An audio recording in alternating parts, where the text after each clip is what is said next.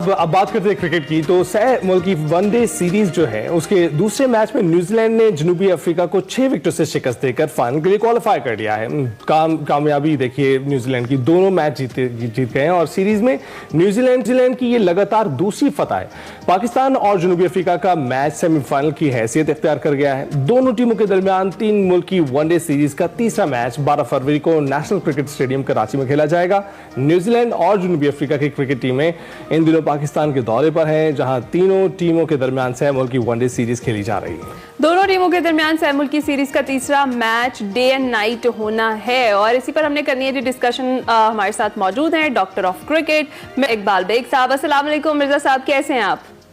वालेकुम अस्सलाम। मैं बिल्कुल ठीक हूँ। आपको भी सुबह खैर और अली को भी सुबह खैर। मिर्जा साहब, सबसे पहले तो कल के मैच के हवाले से क्या कहेंगे आप? क्या पहले मैच की परफॉर्मेंस के बाद हम कह सकते हैं कि हम अच्छा परफॉर्म करेंगे, और खास तौर पर जिस तरह से न्यूजीलैंड परफॉर्म कर रहा है उसके बाद?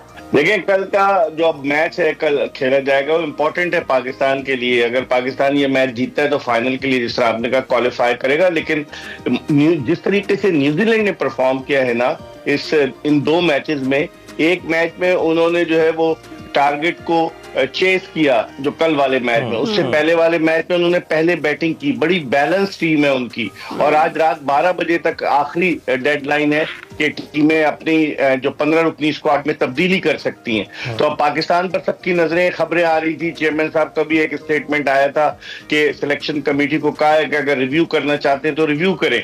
बाद में कप्तान रिजवान ने प्रेस कॉन्फ्रेंस में कह दिया कि ऐसी कोई बात नहीं है। लेकिन खिचड़ी पक रही है। पाकिस्तान का स्क्वाड इतना बैलेंस नहीं है, मुतवाज़िन नहीं है।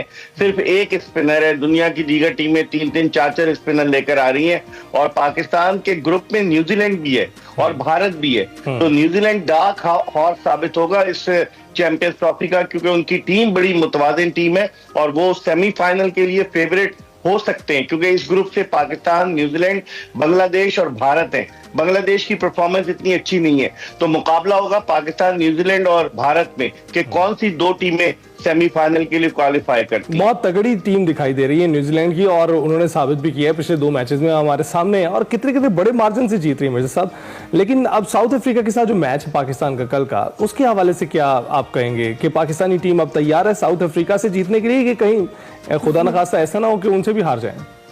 नहीं, साउथ अफ्रीका को हम उनके होम ग्राउंड पर वनडे सीरीज हरा कर आए हैं, लेकिन वो जो उनके स्टार प्लेयर थे, स्टार परफॉर्मर थे, वो जो असायम अयूब, वो तो कल लंदन में हानिया आमिर के साथ बैठे हुए थे, एक प्रोग्राम में खड़े हुए थे, मैंने देखा उनको।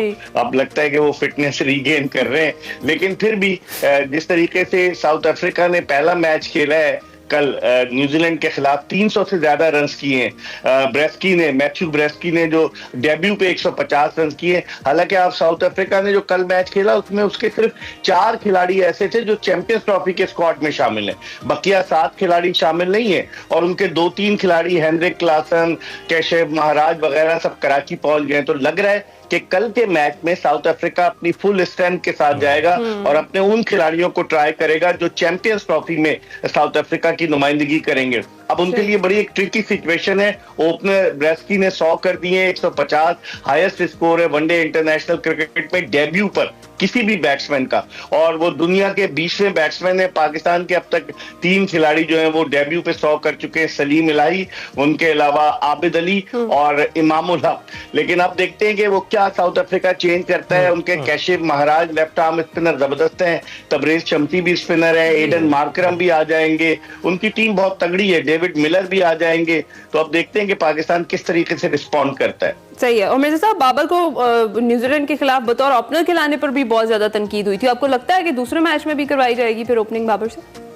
वो जो कप्तान ने कहा ना कि किंग कर लेगा, नाम नहीं लेते, वो किंग कहते हैं। तो भाई इतना ऊपर ना ले जाओ कि किंग जो है वो बेचारा वजीर बन जाए, बजाय इसके कि आप उसको सपोर्ट करें कि किंग कर लेगा।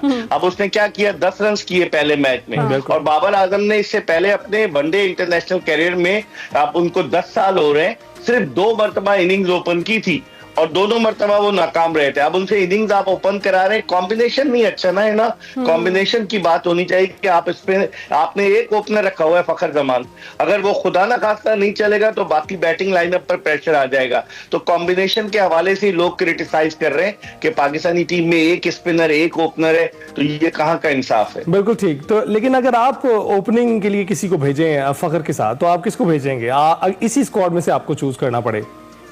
देखिए इस स्क्वाड में तो कोई चॉइस है नहीं, लेकिन बाद लोग कह रहे थे कि शायद सऊद शकील से इनिंग्स ओपन कराएं क्योंकि वो फंस कर खेलते हैं, लेकिन फिर सऊद शकील जो है और फखर जमान के साथ अगर इनिंग्स ओपन करते हैं तो कंट्रास्ट होगा। फखर मारते हैं, सऊद सिंगल डबल नजिस करते हैं, लेकिन उनको भी पिछले मैच में क्रिकेट की बस के तना मुसाफिर की तरह उनको बिठाया हुआ था, उन्होंने डग आउट में वो बैठे हुए देख रहे थे, बाद में फील्डिंग के लिए आ गए, हारिस रऊफ जख्मी हो गए।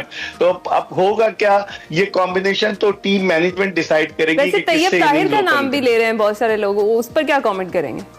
तैयब ताहिर टेक्निकली इतने अच्छे नहीं है, वो मिडिल ऑर्डर के लिए सही है, 30 रन उन्होंने किए, लेकिन जब एक अच्छी क्वालिटी बॉलिंग आएगी तो उसके खिलाफ उनको मुश्किल हो सकती है। जैसे रबादा अगर वापस आ जाएंगे साउथ अफ्रीका की टीम में तो, और मार्को जेनसन वापस आ जाएंगे, उनकी बॉलिंग अच्छी है साउथ अफ्रीका की। फिर कॉर्बन बॉश भी जो है वो भी खेलेंगे। कल कॉर्बन बॉश के बड़े भाई इथनाल बॉश ने भी अपना डेब्यू किया और उनके वालिद भी एक टेस्ट मैच खेल चुके थे साउथ अफ्रीका की जानिब से, और सिर्फ 33 बरस की उम्र में कॉर्बन बॉश और इथनाल बॉश के वालिद की डेथ हुई थी और लोगों ने कहा था कि सस्पिशियस है, शायद उनको जहर दे दिया गया। बहरहाल वो अब ऊपर से देख रहे होंगे, उनके दोनों बेटे साउथ अफ्रीका को रिप्रेजेंट कर चुके हैं। सही है। और सर आज कराची नेशनल स्टेडियम की भी कह लें नकाब कुशाई होने वाली है, आप क्या कहेंगे उस पर? हाँ, नकाब कुशाई का आपने सही लफ्ज इस्तेमाल किया, लेकिन ये स्टेडियम बनाता है ना 1955 में, यहाँ पाकिस्तान और इंडिया का पहला टेस्ट मैच खेला गया था। पहला छक्का यहाँ पर न्यूजीलैंड के रीड ने लगाया था। यहाँ जो है वो इंतखाब आलम ने टेस्ट क्रिकेट में अपनी पहली गेंद पर है जो है विकेट हासिल की थी, और इसी स्टेडियम में अमेरिका के वाइस सदर थे आइजनहावर, जिन्होंने एक दिन का खेल देखा था दिसंबर 1959 में वर्सेस ऑस्ट्रेलिया, वरना अमेरिकन प्रेसिडेंट कहाँ क्रिकेट में जाते हैं। तो स्टेडियम की किस्मत बदली थी 1955 के बाद 1987 में, फिर जो वर्ल्ड कप हुआ था, फिर 1996 के वर्ल्ड कप में, और अब फिर किस्मत बदली है। तो यकीनन लोग मुंतजिर है, रंगारंग तकरीब होगी और फ्री एंट्री है। तो अब देखते हैं कि स्टेडियम की एक नई बिल्डिंग भी बन गई है, LED लाइट्स लग गई है, स्क्रीन लग गई है, तो अल्लाह करे कि अब ये स्टेडियम बिल्कुल। और मिर्जा साहब हम तो इनकरेज कर रहे हैं, बार बार कह रहे हैं नाजरीन को कि जाइए लाइव देखिए, स्क्रीन पे मत देखिए। अब कोरोना का टाइम खत्म हो चुका है, स्क्रीन को छोड़ दें। और हमने मिर्जा इंसाइक्लोपीडिया से आपको सारी की सारी इंफॉर्मेशन निकाल कर दे दी, आपके सामने रख दिए। Thank you very much Mirza साहब, हमें तफसीलात से आगाह करने के लिए। जो भी सूरत हाल है मिर्जा साहब ने आपके सामने रखी है, और एक बार फिर अपील करेंगे, जाइए स्टेडियम्स में जाकर मैचेस देखिए, क्योंकि परफॉर्म भी करें, बिल्कुल बार बार नहीं सकेंगे। हमारी क्रिकेट टीम के साथ तो जो कोई सूरत हाल है वो तो उनके अपने मामला चल रहे हैं, लेकिन आप जाइए और टीमें